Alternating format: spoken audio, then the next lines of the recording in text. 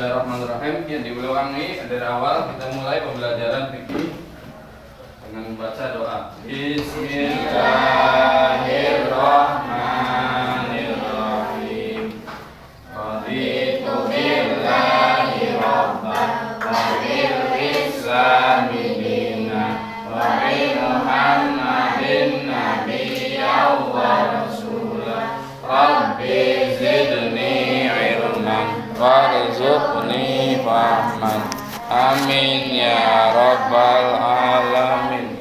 Assalamualaikum warahmatullahi wabarakatuh. Waalaikumsalam warahmatullahi wabarakatuh. Alhamdulillahirabbil alamin. Ya, kita berjumpa lagi, kita bertemu lagi dalam pelajaran fikih. Untuk hari ini kita akan belajar membahas tentang sujud syukur, sujud tilawah, dan sujud sahwi. Ya. Dalam pembelajaran kali ini, ketentuan sujud sahwi, sujud syukur, dan sujud tilawah harus kalian pahami. Dan nanti Bapak harapkan kalian bisa mempraktekkan dan bisa menerapkan tata cara sujud sahwi, sujud tilawah maupun sujud syukur.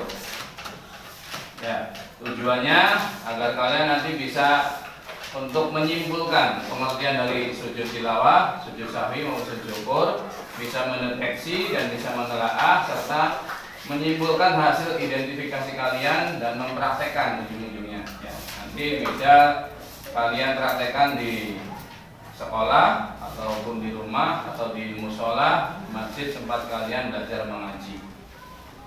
Ya, materinya kita tentang hukumnya dulu.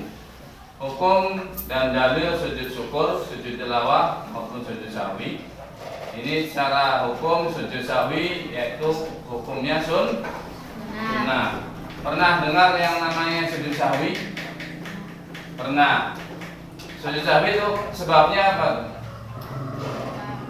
Sebabnya lupa. Bisa lupa karena lupa rakaatnya, bisa lupa karena lupa membaca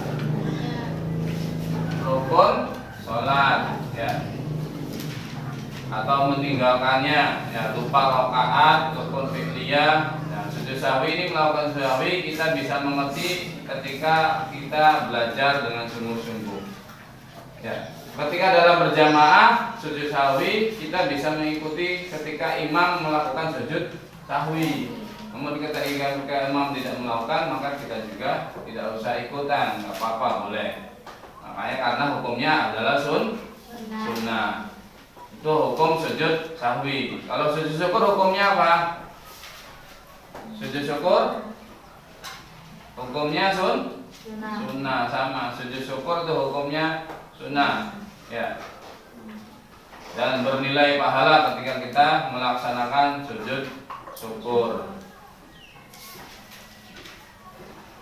Sujud sahwi secara bahasa berasal dari bahasa Arab saha yashu sahwan. Artinya apa? Artinya lupa. Jadi ketika orang lalai atau lupa melakukan sunnah ab'ad, itu kekurangan atau kelebihan jumlah rakaat ataupun karena ragu-ragu ini rakaat kedua atau rakaat ketiga nih, rakaat ketiga atau rakaat keempat, maka ambil rakaat yang terkecil kemudian nanti ditambahkan satu rakaat, kemudian nanti ditambahkan sujud sahwi.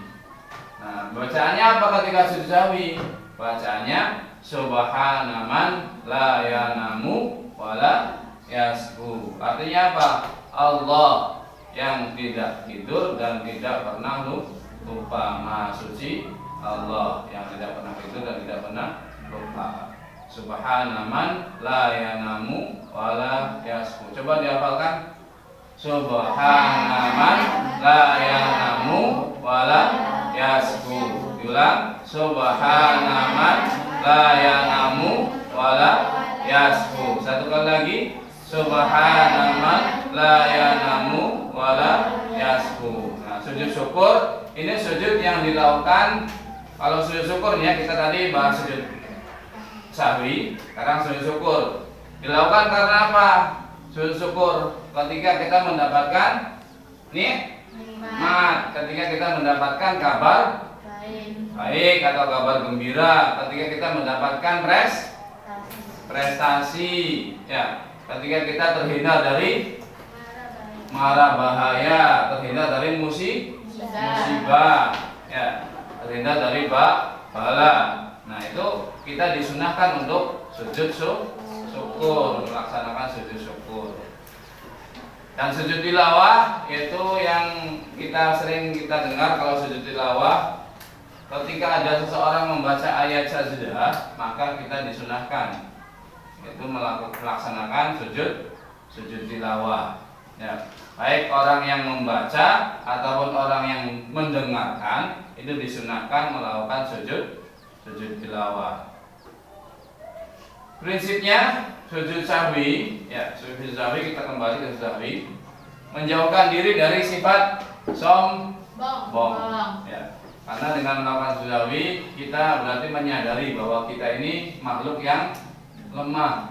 Daya ingat kita berarti dengan godaan setan jumlah rakaat saja bisa dilupakan. Rakaat kedua atau rakaat ketiga nih, maka lalai, lupa, ragu-ragu, maka disunahkan untuk melaksanakan sujud sahwi.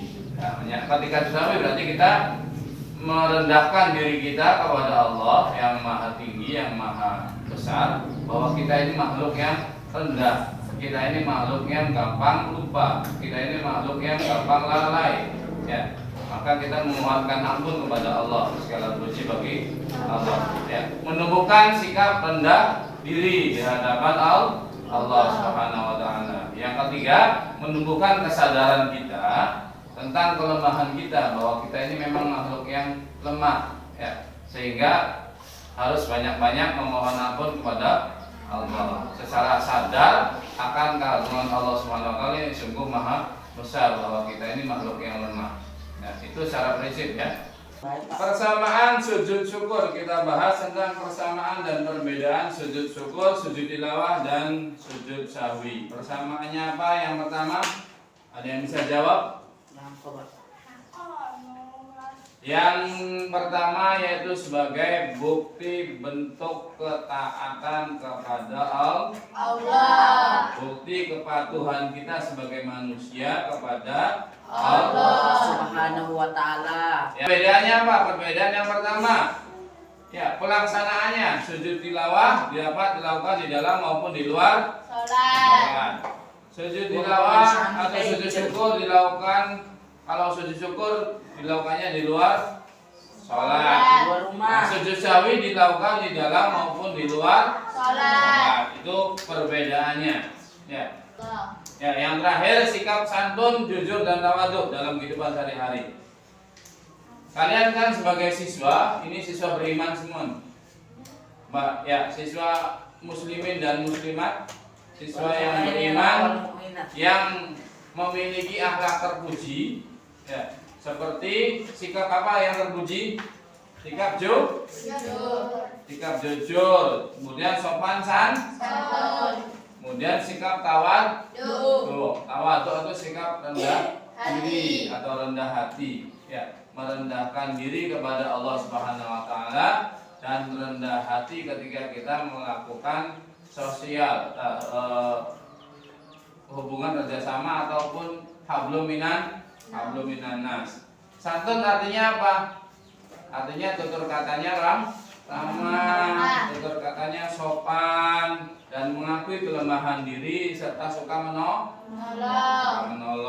Tidak sombong. Jadi ketika bertingkah laku itu secara baik dan sopan. Berkata-kata yang tidak kasar, kata-katanya tidak menyinggung perasaan teman. Ya, itu sopan. Bapak lagi nyinggung Pak. Enggak, kita sopan santun. Semuanya harus belajar, bukan hanya mendiskreditkan 1-2 orang siswa. Kita semua sedang belajar. Namanya hidup harus bisa berlaku sopan. Ya. Kemudian santun artinya apa? Lisa, santun. Santun artinya Pak.